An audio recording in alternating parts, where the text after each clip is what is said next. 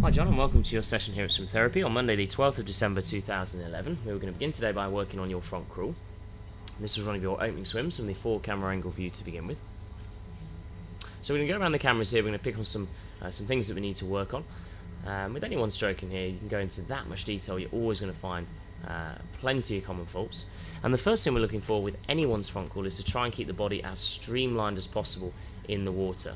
And any sort of slight drop of the hips or deep kicking is going to be very expensive. You don't want to present your stomach, your chest, your thighs, your shins, your feet against the water. So you want to keep the hips close to the surface, not by burying the head and looking straight down. Keep the head at 45 degrees so the water can run off your forehead. It's also going to make breathing far more easy. If you've got the bow wave sitting on the front of the head, you can breathe into the trough behind it. So we've got to use our core to keep our hips up rather than just sticking the head down. And then behind that, we've got to be lifting the hamstrings through the upbeat of the kick, so the leg finishes the kick behind the body line with the heels just breaking the surface. At the moment we can see most of the upbeat of the kick comes from the calf and the heel, from the lower leg. So you're not engaging the larger muscle groups, so A, you're not going to get as much propulsion, and B, you're going to find the feet much lower than you'd like on the downbeat. And to your credit, you don't kick down too far. A lot of triathletes and novice swimmers make that mistake, but the foot itself is still below the rest of the body line. And the only kickers who can afford to flick the feet like that on the end of the kick are the ones with very, very hypermobile ankles. If we're not pointing the toes, you're going to be sending more water forwards than you are backwards. There's nothing wrong with the heels breaking the surface on the upbeat of the kick, as long as you're getting them there through lifting through the glutes and through the hamstrings, not through the lower leg. The kick is never straight up and down in front crawl. The legs are always kicking on a tilt to allow the body to rotate. So we can see on this left hand side, the left leg should be kicking just underneath the right. And on the opposite side, we should see the left foot kick across and the right foot underneath that. And what we can see on the breathing action, there's a much bigger scissor of the legs. We've got to maintain the tempo of the kick, otherwise you won't be able to kick through that breathing action. Once you turn the head to breathe, it's important that the head returns to the centre line. And that's the imaginary line that's cutting you in half, somewhere where my cursor is. So we can see when the head returns from the breath is that it never really gets back to the centre line, and if anything, turns more and more and more the more you roll. You see a definite tilt through the head there. So incredibly important that we maintain our head stability. There's no use getting body roll in order to minimise drag, but to give you more reach if the head isn't stable. We can see you losing your balance at times here, moving sideways, and that's something that we need to correct. The other advantage of good rotation is reach, and we can see that your hips are at full rotation in that position. Your leading hand should still be at the surface. There is no logic to trying to create propulsion before you've minimised resistance. So you see the hips are still rotating. Now you're all the way around. That's now the point to drop into the catch. So there's not enough reach in the stroke, and that's illustrated on both sides. The arm actually comes in on a number of occasions still heavily bent. And the danger is with the elbow that far below the wrist and fingers, you're actually going to present the palm and the forearm towards the front of the pool and actually stop the water. You can see again here the elbow dropping very, very quickly. So there's definitely more reach that you can achieve in a much more longer, much more efficient stroke if you use the rotation that you're getting to your advantage. Obviously the danger of over-rotating is it causes more sinking. It makes it more difficult to maintain your balance. So we need to address that when we're swimming. We've got to be careful that we don't roll too far. We've got to get a balanced position. Once that hand has entered the water and we've got the timing of the rotation right, we've reached properly, we're then looking to try and get the forearm and the hand facing backwards as quickly as possible. And what we can see here is that the shoulder tends to disengage, the upper arm is dropping very quickly, so it takes you a long time to get the forearm vertical. See the arm remains roughly straight, the elbow pushing a lot of water downwards, the hand is facing backwards, but it's not until your hand reaches the line of your shoulder that your forearm is vertical in the water. So the whole first half of the pull is doing a fantastic job of pushing water downwards, but it's not really sending enough water to your feet.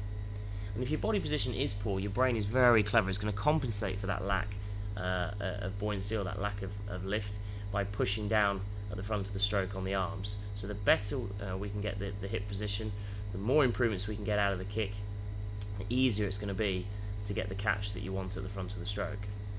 It's never a good idea to put the hand in too early on the recovery. And I think on a few occasions here we can see the hand going in too close to the head and too wide. The hand should be staying close to the body in the recovery, taking the shortest route from back to front, and should be aiming for the line of the shoulder. By entering too wide, the danger is if your hand extends along that line, your head and your shoulders have got to lean over to meet it. By putting the hand in very early, you've then got to slide it through the water to get it to the front of the stroke, which takes more time and more resistance. Let's still put the fingers in first, before the wrist and before the elbow, but let's do it at the last minute, rather than going in quite as early as this. So in a good front crawl recovery, the elbow should reach the top of the shoulder before the hand, somewhere here where my cursor is. So the recovery is a little bit hand-led, and the hand tends to drop in a bit too early. I'd like to see you entering further out, somewhere here. And it does make the hand entry more difficult to control. It's very difficult if the arm is very bent. It's very easy to end up pushing it across the body before you extend it. And you tend to maintain the width relatively well. So plenty to work on with the front crawl, there's no question about that. Today was about prioritising and focusing on the most important things.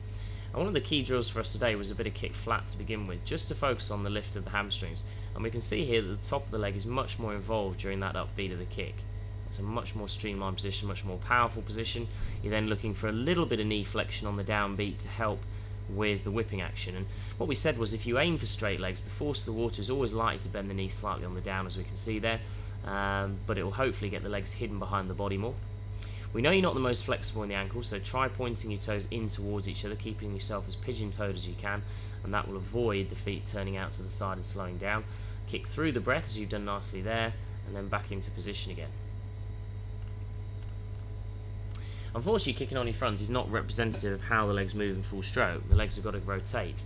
So we introduced a front-facing training snorkel to try and get you to maintain that same kick, but in a rotated position. So we're trying to keep that head completely straight, the body rotated, don't turn the head to the side, that's moving the head the wrong way. Now you've realised that and brought the head back to the centre line, but the legs have got to be kicking with the same quality.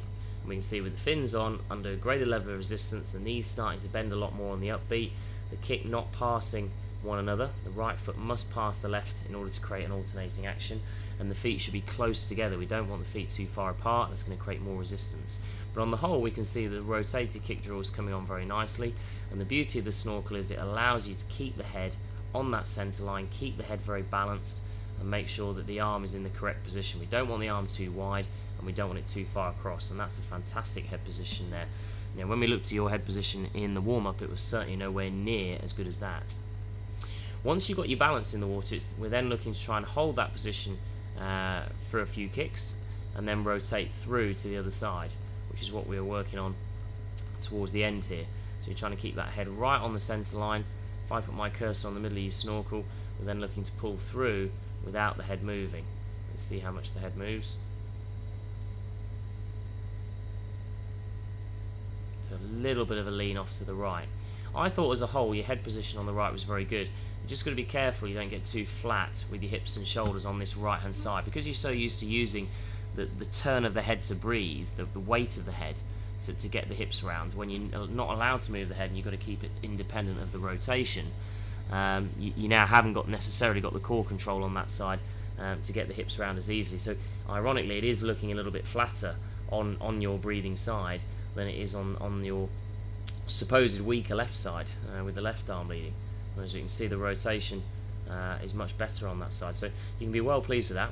The bonus of getting good rotation is you get all of this shoulder out the water, which allows you to reduce drag and achieve better reach. You can see the right arm suddenly almost looks a little bit shorter than the left because that kick is being aimed up and down rather than across, and the hips got a bit square, and it's good to see you correcting for that. You see the hips now are a lot more rotated, we've got a lot more of that shoulder out, and the head is looking a lot more stable. And you know, that position has got to be like a second home for you. That's got to be the shape, the Superman position, if you like, that you're trying to find at the start of every stroke. And that's obviously what we were trying to do without the snorkel towards the end, was take a breath but re-establish your balance, get into that rotated position without the head moving. And just by not breathing on every arm cycle, it gave you 3 or 4 strokes just to think about, right, have I got my head still, have I got my rotation nice and even, have I reached properly before I start the catch. You know, and I think that was a tremendous way of finishing the session. I thought, you know, the length of stroke looked a lot better. You weren't sort of spearing into aggressively. The kick I thought was a bit more intermittent. The rhythm of the kick was nowhere as good as in the drill. but you can be well pleased with the improvement in the head control. Just be careful you don't breathe too late in the arm cycle. A few too many times I saw you pulling all the way through and then breathing. Let's take that breath nice and early so you've got plenty of time to get air in. But you can be well pleased with the results today, John. I think the next stage would be to look at high elbows above the surface, try and get the hand coming from front to back in a straighter line, because you're still tending to enter a little bit too wide, although it has improved as a result of the drills, and to try and get you entering with a higher elbow and get you entering a bit later. But you can be well pleased. If you have any questions or queries on any of the stuff we've mentioned today, please give us a call or an email and we'll happily run that back to you with you. Best of luck putting that back into your training, and hope you have a fantastic Christmas and New Year, and maybe see you in January to pick up where we left off.